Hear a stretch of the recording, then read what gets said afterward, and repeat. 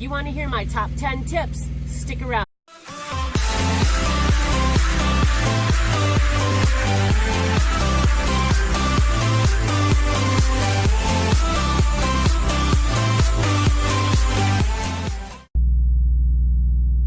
Hey friends, this is Trucker Nene, and I'm a rookie. I've been out here a little over 2 years, but I'm close enough to starting out that I remember the real important things that I can help a newbie out here. So if you have just finished school and you are now in your own truck, I've got 10 really good tips for you. Things that I live by to this day. Number 10, get yourself a notebook and a pen. You're going to need it. When you go into shippers and receivers, like at the security shacks, those sorts of things, they literally dump all this information on you, give you your door, and then you walk out and you're so worried about driving the truck and not hitting anything that you forget some of the directions they've given you or the instructions. So get your notebook, write it down. And the last thing that I always do before I leave, like the window when I check in, and they've done their whole spiel, blah, blah, blah, and the last thing I is like, door 80, right? Yep, door 80. Or I got door 40. You know, I always confirm the door, because that's usually one of the first things they give you, and then they give you a whole list of other things to do. So notebook and pen, my friends. 9, clean out the inside of your truck all of the time. This should be considered a daily chore. When you stop, take your trash out. God forbid, don't have urine bottles laying around. Get rid of your trash from your food. It's so important to do that, especially if, your home time is, well, if the weather is conducive and you take home time where there's critters that like to get in where it's warm, any sort of mess in your truck is going to make them want to crawl up through your engine compartment and get in. So just minimize that. It's not good to have a dirty truck anyway. So, get a little dustpan. I have several in here. But get a little dustpan and a broom, get a vacuum, get something, to help you keep your truck clean and get rid of that dang garbage. Number 8. Use reward points where you can, during their fueling program, to help supplement with food and drinks. Now, truck stops are expensive, so I'm not saying only eat at truck stops, but in a bind, if you have, a couple hundred points lined up, that can get you a quick little bite to eat if you need that. Or you can save your points for larger purchases. So maybe you want to save up to get a CB. Number 7. This kind of ties in with number 8, but watch your money. Watch your money, especially eating out and drinking. Like I said, truck stops are expensive. So when you're in an area that allows you to do so, go to Dollar Tree. Get dollar treats there. You can get bread there. They even have freezer sections now and refrigerated sections. So, don't overlook those kind of spots. They're like jewels. Do your grocery shopping at Walmart. If you don't have a fridge or a cooler or something like that, there's a lot of things that you can buy that are shelf stable. So look for the ways to save your money. Number 6, keep your head on a swivel. I absolutely mean this, that you want to be reading all your signs. Your signs trump your GPS. Your GPS is going to tell you to get on a road that may just have closed for construction.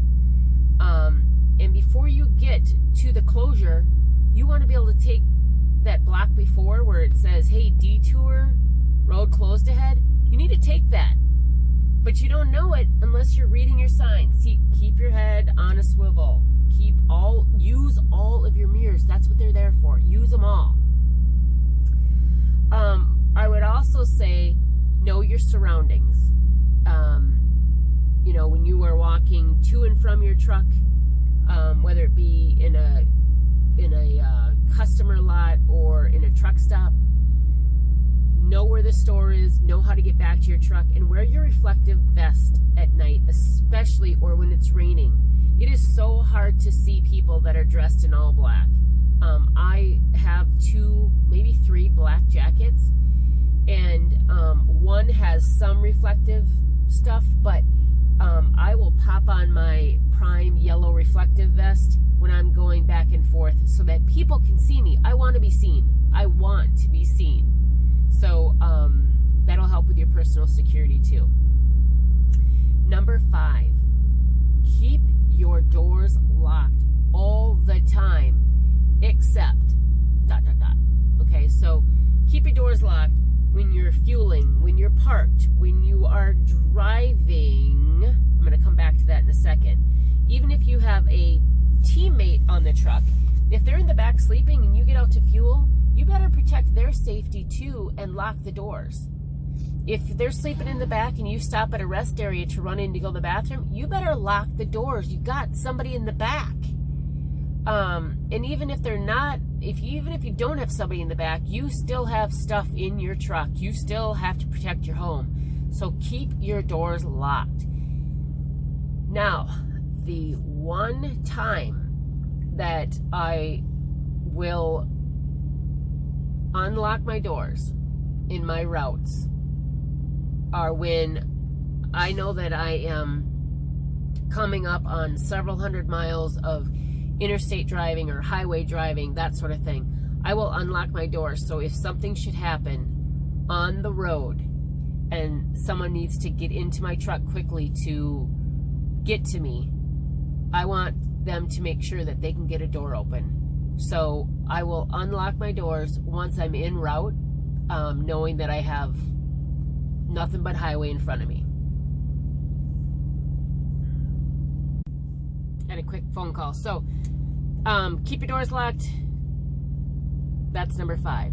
Number 4, stay with your truck when it's getting worked on at the shop.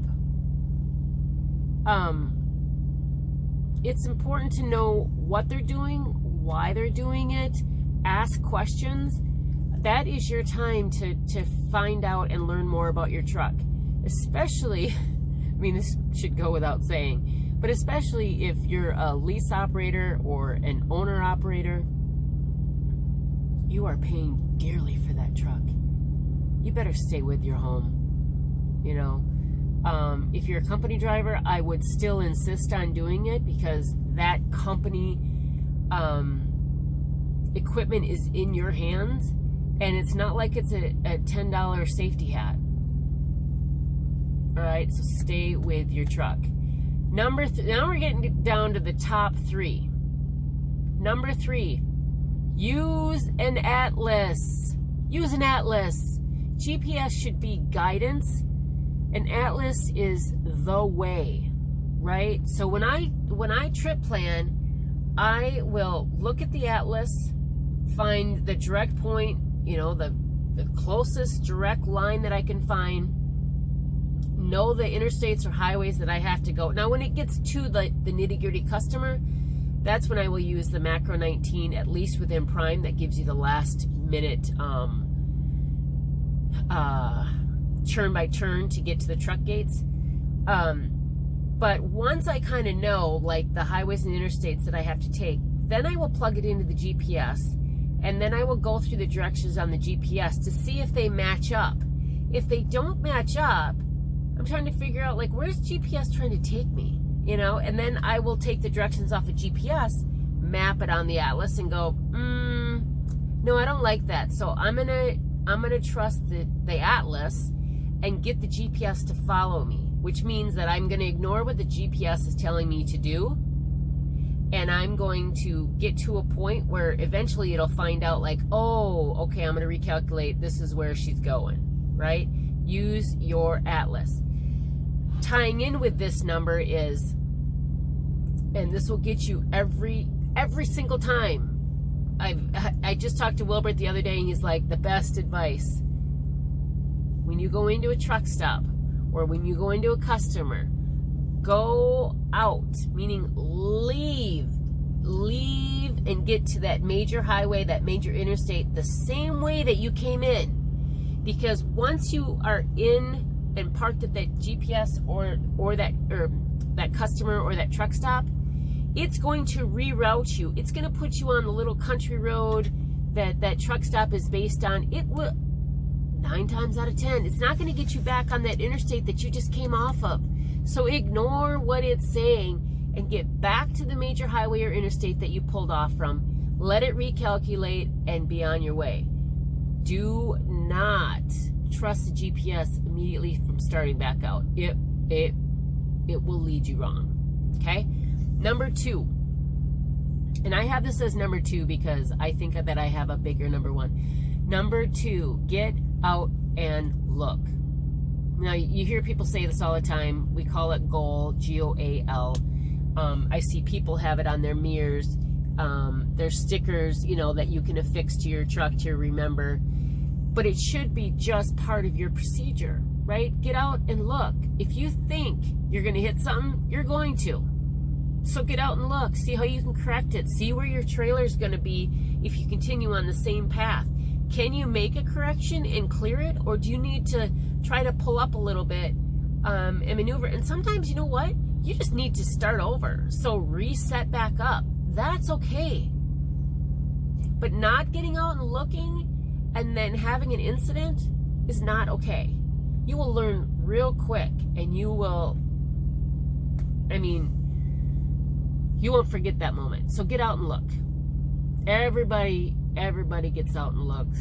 I don't care if you have to get out and look 1,000 times. I'll wait for you. Now, I may be impatient inside my head and being like, oh my God, come on. But I would rather be patient there than have you have an accident and then I'm really delayed. So get out and look. My number 1 tip, and this surpasses everything else, stay off your phone.